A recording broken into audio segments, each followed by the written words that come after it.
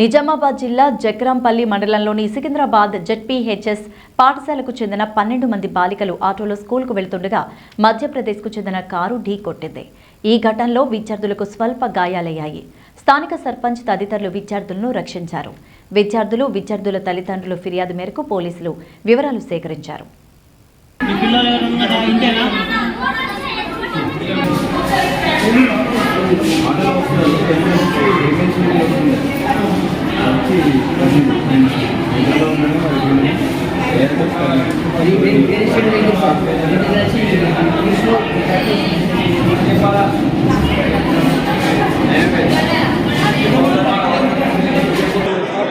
ఆటోలనా 12 మందికి దెబ్బలు తగిలినాయి.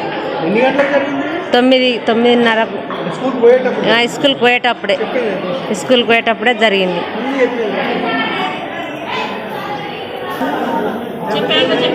వస్తున్నాం అయితే కార్ అంకుల్ వచ్చి మేము పోతున్నాం మెల్లగా. అంకుల్ వచ్చి స్పీడ్గా వచ్చి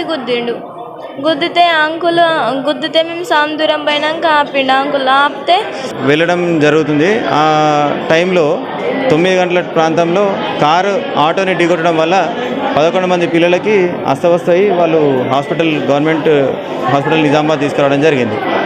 దానికి ప్రతిమరాజు డాక్టర్ గారు కానీ అందరు కానీ హాస్టల్ స్టాఫ్ కారు నంబర్ ఏమంత నోటీస్ చేయలేదు. కారు కానీ ఆటో కానీ రెండు కూడా పోలీస్ స్టేషన్ తీసుకెళ్ళడం జరిగింది.